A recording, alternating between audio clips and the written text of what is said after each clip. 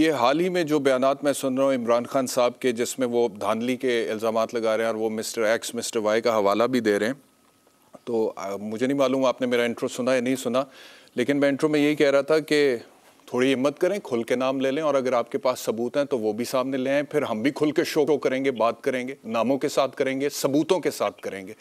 लेकिन ये कहना कि मिस्टर एक्स मिस्टर वाई, तो ये बहुत सारे पाकिस्तान तहरीक इंसाफ वालों को भी फिर उनका, मेरे ख्याल में उनका भी फिर हौसला टूट जाता है कि हमारा लीडर ही दुलेरी नहीं कर रहा। आपने भी तो दुलेरी की है तलत साहब, इतनी देर आप पीटीआई के दौर में कोई शो भी नहीं किया आपने, किसी चैनल पे भी आप पे पाबंदी भी रही है। फिर मुझे याद आता है कि फवाद चौधरी साहब जो पाकिस्तान तहरीक इंसाफ के अरस्तू हैं, उनसे जब हार्ट टॉक में सवाल हुआ आपके हवाले से, तो उन्होंने कहा उनकी तो रेटिंग्स नहीं आती थी, इस वजह से उनको शो नहीं मिला। तो पूरा पाकिस्तान जानता है कि क्या सिचुएशन थी, क्या नहीं थी। बहरहाल आपको क्या लगता है कि किस हद तक सदाकत है पाकिस्तान तहरीक इंसाफ के धांधली के इल्ज़ामात में, और क्या धांधली माजी में तो होती रही है, इन ज़िमनी इंतखाबात में आपको लगता है कि धांधली ही होगी और जो इंतखाबात होंगे वो उसी के नतीजे में आएंगे, और क्या पाकिस्तान तहरीक इंसाफ के पास कोई सबूत है? जी बहुत शुक्रिया। एक तो ये कि ये एक स्मार्ट स्ट्रेटजी के जुमरे में आता है। स्मार्ट स्ट्रेटजी के जुमरे में इस तरीके से आता है कि वो बराह रास्त नाम लेने से गुरेज करते हैं, लेकिन पैगाम जो है मुख्तदर हलकों तक, फौज तक, ISI तक वो पहुंचाते हैं। मैंने अभी ट्वीट किया है जिसमें मैंने ये कहा है कि इमरान खान ने न्यूट्रल की टर्म को इस्तेमाल किया है जनरल बाजवा और उनके कमांडर्स को अटैक करने के लिए या ट्रोल करने के लिए। अब न्यूट्रल की टर्म को वो बड़े लचकदार अंदाज से बयान करते हैं। वो कभी उसको सिर्फ जाती तौर पर जनरल बाजवा तक रिड्यूस कर देते हैं, उसमें फिर वो सिंगुलर न्यूट्रल का लफ्ज इस्तेमाल करते हैं। जब उन्होंने कमांडर्स का जिक्र करना होता है तो वो न्यूट्रल्स की बात शुरू कर देते हैं, वो उसके अंदर प्लूरल ऐड कर देते हैं, तो वो कमांडर्स पर भी लागू होता है। ये जो एक्स का इन्होंने इस्तेमाल किया है, कहते हैं कि ये जो ISI के मुकामी कमांडर है लाहौर के, उनके लिए इस्तेमाल कर रहे हैं। लेकिन हमें पता है कि जिस तरीके से न्यूट्रल्स की इस्तेलाह इन्होंने इस्तेमाल किया है, एक्स की जो टर्म है वो DG ISI जनरल नदीम के लिए भी इस्तेमाल करेंगे। आने वाले दिनों में आप देखेंगे कि एक्स और वाई की टर्म्स जो है ये हवाला बनाएंगे जनरल नदीम को और उनके जो 7 लोग काम कर रहे हैं इंटेलिजेंस एजेंसी के आउटफिट में, उनको अटैक करने के लिए। अच्छा, अब बार बार ये नाम तो ले नहीं सकते। अब बार बार जनरल बाजवा और जनरल नदीम या ISI का डेट कमांडर है उसका नाम तो ले नहीं सकते, लेकिन बार बार न्यूट्रल और XY दोहरा सकते हैं। सो इन अ वे अगर आप कम्युनिकेशन के राजी से देखें तो ये अपनी तरफ से उन्होंने स्मार्ट स्ट्रेटजी बनाई है। लेकिन इस तरीके से ये बड़ी डम स्ट्रेटजी है कि ये किसी को बेवकूफ नहीं बनाती। सबको पता है किसके बारे में बात कर रहे हैं। जब वो न्यूट्रल का लफ्ज इस्तेमाल करके जनरल बाजवा या उनके कमांडर्स को ट्रोल करते हैं तो पैगाम वहां तक पहुंचता है। जब वो एक्स का नाम इस्तेमाल करके ट्रोल करते हैं तो जनरल नदीम और उनके जो मुकामी कमांडर है उनको पैगाम पहुंचता है। तो इन अ वे इट्स अ डम स्टेट। जो PTI का वोटर है, मेरे ख्याल में उसको इतने घनचक्कर इमरान खान ने दिए हैं कि वो इन चीजों के ऊपर अब तवज्जो नहीं देता कि इमरान खान जो है वो दिलेरी का मुजाहरा करे और नाम ले। वो मेरे ख्याल में इन चक्करों में पड़ा नहीं हुआ। वो कहता है जी बस इतना ही काफी है, खुलेआम एस्टेब्लिशमेंट के सामने खड़ा हुआ है। अच्छा, इमरान खान साहब जो है वो सियासी तौर पर जो है वो एक, बस इसके ऊपर मैं खत्म करूंगा आपके सवाल का जवाब जो है वो उनके लिए लफ्ज इस्तेमाल हो सकता है बुज़दिल। यानी वो बुनियादी तौर पर तो बुज़दिली दिखाते हैं, लेकिन बड़ी दिलेरी के साथ खड़े होकर बुज़दिली दिखाते हैं। तो वो बुज़दिल की कैटेगरी में है। तो ना वो दलेर है मुकम्मल तौर पर, ना वो बुज़दिल है मुकम्मल तौर पर। तो इन अ वे वो खुद भी न्यूट्रल है इन मामले में, लेकिन पैगाम अपना पहुंचा रहे अपने वोटर तक।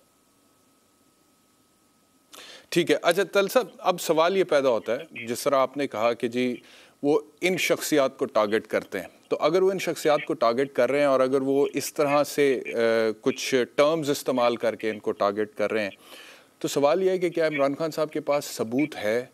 और जब 2013 का इलेक्शन हुआ था तो उस वक्त में भी हमने देखा था कि इन्होंने बड़े पैमाने पे धांधली का इल्ज़ाम लगाया था, लेकिन उसके बाद फिर सुप्रीम कोर्ट के चीफ जस्टिस उस वक्त के नासिर अल मुल्क, उनकी सरबराही में एक जुडिशल कमीशन बना था, उसकी रिपोर्ट आई, उन्होंने धांधली के इल्ज़ामात को मुस्तरद कर दिया। फिर 35 पंक्चर्स के हवाले से खान साहब जो हर जलसे में स्टेटमेंट दे देते थे, उस पर उन्होंने कहा जी कि ये तो सियासी बयान था। फिर डॉक्टर आरिफ अलवी जो अभी सदर पाकिस्तान है, 2015 का ट्वीट मेरे सामने उनका, जिसमें उन्होंने बाकायदा तौर पर 35 पंक्चर्स वाले बयान के हवाले से माफ़ी मांगी और उन्होंने कहा कि अफवाहों का बाजार गर्म था और उन अफवाहों में से कुछ पर मैंने भी यकीन कर लिया, लेकिन बहरहाल मैं माफ़ी मांगता हूँ इसके ऊपर। तो क्या कोई सबूत सामने आएंगे या फिर खान साहब माफ़ी मांगेंगे, आरिफ अलवी साहब माफ़ी मांगेंगे या कहेंगे कि सियासी बयान था? इमरान खान सबूत की सियासत नहीं करते। सबूत, डेटा, रीजनिंग, आर्गुमेंट, तारीखी हकायक, सयाको सबात, इमरान खान ये काम नहीं करते। इमरान खान ने अपने आप को बड़ी कन्वीनियंट पोजीशन में रखा हुआ है। इमरान खान अपनी तारीख खुद ही लिखते हैं और खुद ही बयान करते हैं और खुद ही उसको तब्दील कर देते हैं। अब उन्होंने अपने ऊपर ये जो खुद को इस दीनी मसलक पर फाइज किया हुआ है, नऊज़ुबिल्लाह मिन ज़ालिक, कि वो बताते हैं कि खुदावंद ताला ने वोटरों से क्या सवाल करने। अब ये दर्जा ना तो उनकी शख्सी तारीख में मौजूद है, ना उनकी तालीम और तरबियत में मौजूद है, ना उनके आमाल में मौजूद है, ना उनके अफकार में मौजूद है। लेकिन इमरान खान ने अपने आप को दर्जा दे दिया। उन्होंने ये कह दिया कि मुझे पता है कि खुदा ने नऊज़ुबिल्लाह मिन ज़ालिक लोगों से सवाल क्या करने, और उनमें से एक सवाल ये भी होगा उनके बयान के मुताबिक कि आपने इस इम्पोर्टेड हुकूमत के खिलाफ जदोजहद की या नहीं की। कि इमरान खान ने अपने आप को इस मसले पे फाइज कर दिया। लिहाजा उनसे आप सबूत की तवक्को नहीं रखें। वो बुनियादी तौर पर चीजें इन्वेंट करते हैं और अगले मोड़ पे जाके नई इन्वेंशन दाग देते हैं।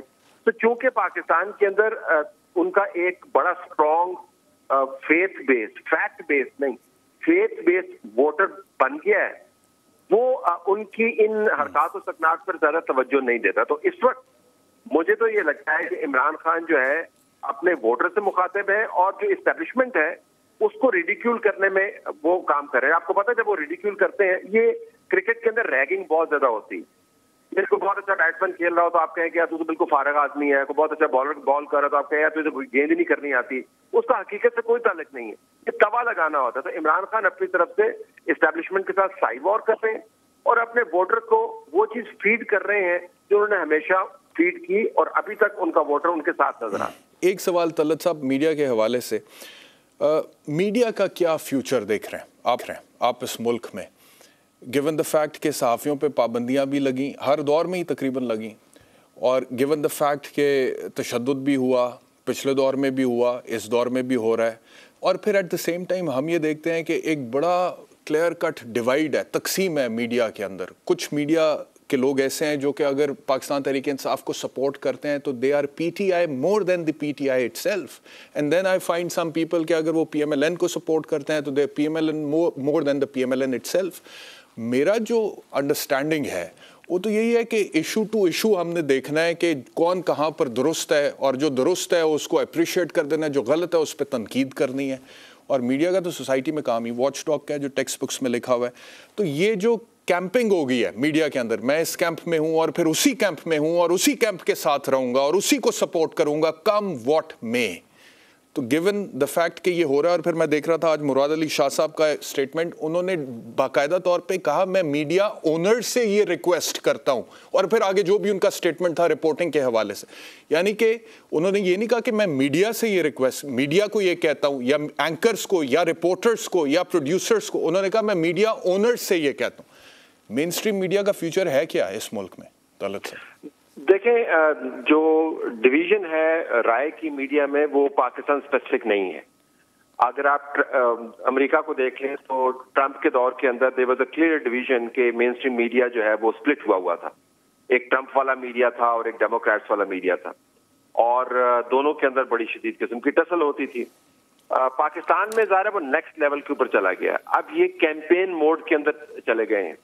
जो मसला है पाकिस्तान की मीडिया के अंदर वो ये है कि हकायक के ऊपर आप एग्री नहीं कर पाते। जब डिवाइडेड एनवायरनमेंट हो सियासी तौर पर, तो मीडिया अपनी हद्दुल मकदूर कोशिश कर भी ले, वो उस डिवीजन से बाला होकर हर वक्त काम नहीं कर सकता। मैं ये नहीं कहता कि काम कर नहीं सकता, मैं कहता हूँ हर वक्त काम नहीं कर सकता। जो ध्यान रखना चाहिए वो ये कि हम अपनी आरा पर तो हम कायम रह सकते हैं, लेकिन हमें हकायक को इन्वेंट करने की हमारे पास गुंजाइश नहीं होनी चाहिए।